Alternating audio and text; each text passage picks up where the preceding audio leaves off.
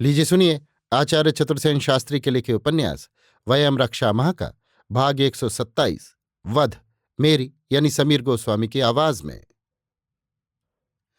राक्षसपुरी 7 दिन तक विषाद में रोती रही। सहस्त्रों राक्षस शिल्पियों ने वीरेंद्र की चिता पर गगन स्पर्शी चैत्य स्वर्ण की ईंटों से रचा। 7 दिन भी बीत गए। रावण ने सिंधु में परिजनों सहित स्नान कर अशौच त्यागा। अब वो अश्रुनीर को क्रोध और अमर्ष की आग में जलाता हुआ रणसाज सजने लगा। लंका में फिर दुदुम्भी गड़गड़ा उठी, श्रृंगीनाद होने लगा। रावण अपने रथ पर बैठ मंदोदरी आदि अंतःपुर की सब स्त्रियों को पछाड़ खाती रोती कलपती छोड़ विषधर सर्प के समान फुफकार मारता हुआ बंदियों और योद्धाओं से परावृत सम्रांगण में आ पहुंचा। 7 दिन रात अनवरत राम रावण का अप्रतिम अवर्ण्य संग्राम होता रहा। अंत में रावण ने राम का सामुख्य किया। राम ने देखा तो धनुष टंकार किया। मातली दिव्य रथ ले आया। विभीषण आदि महारथी राम को चारों ओर से घेर कर चले। राम ने कहा, मे चिरं भीप्सितः पराक्रमस्य कालोऽयं संप्राप्तः चात्कस्य कांक्षितं धर्मान्ते मेघ दर्शनमिव अस्मिन् मुहूर्ते न चिराद अरावणमराम व जगद्रक्ष्यस्थ। इतना कहकर राम ने सारथी से कहा, हे देव सारथी, अब चलो राक्षस राज के उस श्वेत छत्र के सम्मुख। रावण ने भी जब राम के रथ को देखा तो क्रोध से लाल लाल आंखें करके धनुष उठाया। राम ने पुकार कर अपना नाम गोत्रोच्चारण करके कहा, मया विरीताम दीनाम वैदेह्यम हृत्वा शूरोह मिति मन्य से स्त्रीषु शरण विनाथासु परदाराभिमर्शनम का पुरुष कर्म कृत्वा शूरोह मिति मन्य से भिन्न मर्याद निर्लज्ज चारित्रेष्वनवस्थित शूरोह मिति मन्य से तस्याद्य गर्हितस्याहितस्य कर्मणा महत्फलम प्रापुन्हि दानीम। रे दुर्मते शूरोहमिति चात्मानं वगच्छसि सीतां चौर्वद व्यपकर्षतस्ते नास्ति लज्जा दृष्ट्यासि अद्य त्वां सायकैस्तीक्ष्णे मृत्युमुखे नयामि अद्य ते मच्छरेच्छिन्नं शिरोक्रव्यादा व्यपकर्षयन्तु। श्रीराम ने एक बारगी ही अविरल बाण वर्षा से राक्षसेंद्र को ढांप लिया।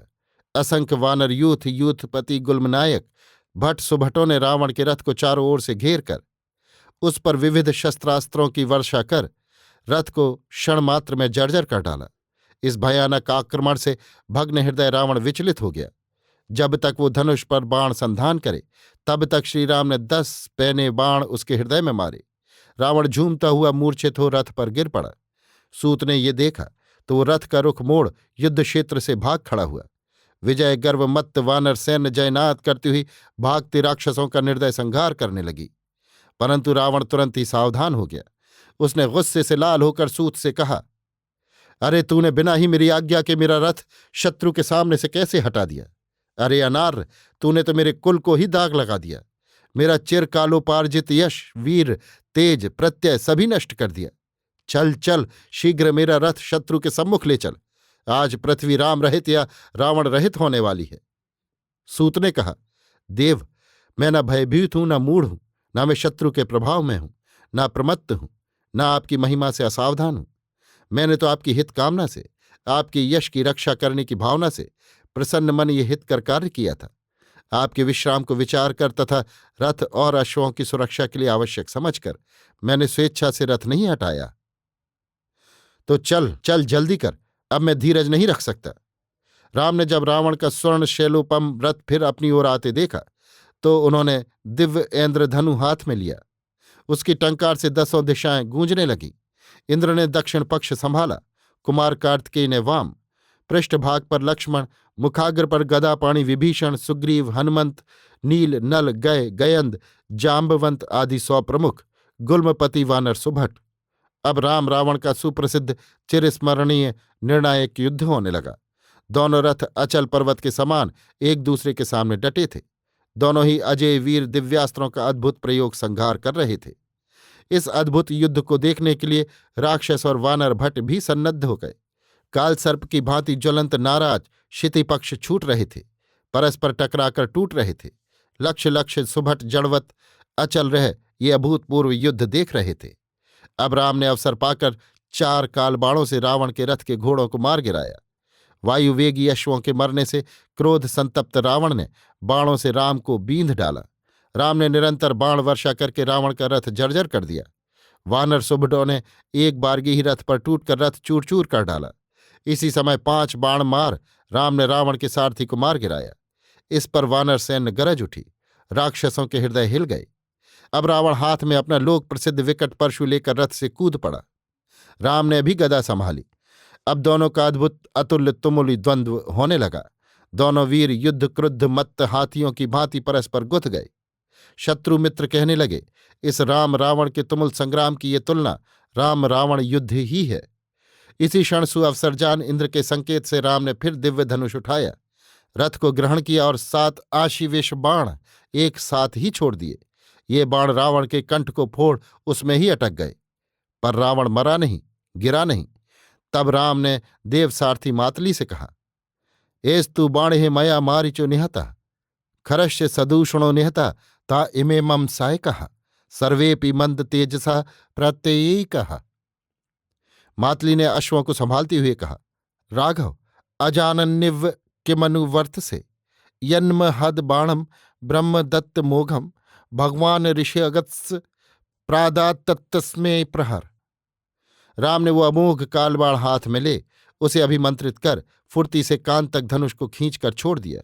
वो ज्वलंत अमोघ ब्रह्मशर रावण के हृदय देश को विदीर्ण कर पार निकल गया। वज्र के समान दुर्धुर्ष उस ब्रह्मशर को वज्रबाहु राम ने कृतांत के समान वेग से फेंका था। वो अमोघ वज्र ब्रह्मशर रावण के मर्म स्थल को विदीर्ण कर उसके प्राण का संहार करता हुआ पृथ्वी में धंस गया।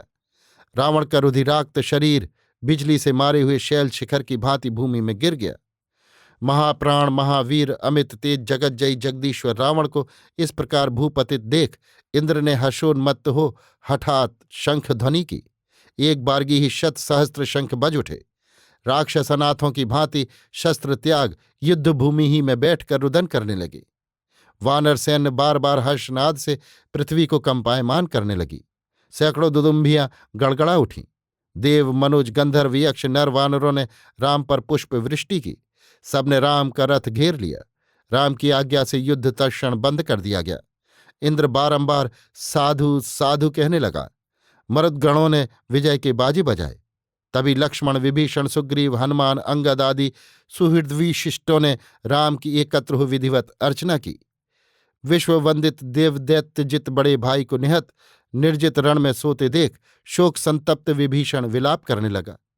हा हा, वीर विक्रांत प्रवीण नय कोविद महार्ह शयनोपेत किम निहतो भुवि शेषे यन्मया पूर्व मीरितम तत्काम मोह परितस तब नारुचितम आदित्यो भूमौ पतितः चंद्रमा तमसि मग्नः प्रशांतोऽग्निः निरुद्यमो व्यवसायः। राम ने विभीषण को आकर सांत्वना दी। उन्होंने कहा, ने विनष्टा शोच्यन्ते ये निप्तन्ति रणाजिरे ते वृद्धि माशम समानः। विभीषण ने शोकोद्गार छोड़ते हुए भी कहा, एष महातपः वेदांत पारगश्च ग्रुशूर एतस्य प्रेतस्य यत्कृत्य तत्ते प्रासादात् कर्तुमिच्छामि। राम ने वाष्पपूरित नेत्रों से विभीषण को देखा, फिर कहा, मरणान्तानि वैराणि एष यथा तब मामापि तथा क्रियतमस्य संस्कारः। और इसी क्षण रावण की अंतःपुरवासिनी मृगलोचनी मृदुल गात्रा सुवामा 100 सहस्त्र अनिंद सुंदरियां, जो पृथ्वी भर के देव दैत्य दानव यक्ष ऋक्ष गंधर्व नर नागराजों की सुकुमारियां कुमारियां राजपुत्रियां रावण की अंकशायनी स्वयंवरा थीं, वे सब राजमहिषी मंदोदरी और चित्रांगदा को आगे कर शोक वेवाला बारंबार भूमि पर पछाड़ खाती हा आर्यपुत्र हा नाथ का आर्तनाद करती हुई रणस्थली की रक्त मज्जा मिश्रित पंख को अपने सिरों पर उड़ाती मुक्तकेशनी मलिनांगी वहां आ जगज्जयी परमेश्वर सप्तद्वीपपति राक्षस राज रावण को भूमि पर रक्तप्लुत निष्प्राण पड़ा देख छिन्न लता की भांति उसके अंग पर गिर गईं। बहुतों ने तो उसे उठाकर अंक में रख लिया। बहुत रोती हुई उसके चरणों पर सिर धुनने लगी। बहुत उसके कंठ में लिपट गईं। किसी ने उसकी शतविशत भुजा को हृदय से लगाया। बहुत सी उसे मृतक देखकर मूर्छित ही हो गईं। कितनी ही उसका मुख देख देख कर रोते रोते बेहोश हो गईं। मंदोदरी ने विलाप करते हुए कहा, त्रैलोक्यमाक्रम्य श्रिया वीरेण चान्वितम विष्यहम त्वाम कथम वनगोचरो मानुषो जघान। चित्रांगदा ने कहा, अथवा राम रूपेण कृतांतः स्वयमागतः। हा मे संप्राप्त पश्चिमा दशा वैधव्यदायिनी या मया मंदया न कदाचिदपि संबुद्ध। अरे पिता में दानवराज, भर्ता में जगत जय जगदीश्वर, पुत्रों में शक्र विजेता, इत्यहम गर्वित। यदा में तनय इंद्र जिगूधि लक्ष्मणेशस्तः तदा तु अभिहता तीव्र अद्य तु निपातितास्मि। नय मामपि नावर्तिष्ये त्वया विना। अरे कस्मात् त्वं मां विहाय कृपतां गतः। मैथिली माहृतां दृष्ट्वा सा देवरो में यदब्रवीत् सत्यवाक्यहयम् राक्षस मुख्यानां विनाशा समुस्थितः। तद्वचनं न श्रुतं त्वया न विभीषणेन भीतं चाकृतं त्वया। मारीच कुंभकर्णाभ्यां वाक्यं मम पितुस्तथा न कृतं वीर्यमत्तेन त्वया। तस्येदं फलम् धिगस्तु यदिदं मम हृदयं त्वयि पंचत्वमापन्नेन सहस्त्रधा भिद्यते। मंदोदरी इस प्रकार विलाप करती हुई मूर्छित हो छिन्नलता सी रावण के वक्ष पर गिर गई। उस समय ऐसा प्रतीत हुआ कि संध्या के लाल जलद में बिजली कौंध गई। राम ने आदेश दिया, संस्कारः क्रियताम स्त्रीगणः परिसांतव्यताम, और राम ने धनुष रख दिया। अभी आप सुन रहे थे आचार्य चतुर्सेन शास्त्री के लिखे उपन्यास वयम रक्षामः का भाग 127 वध, मेरी यानी समीर गोस्वामी की आवाज में।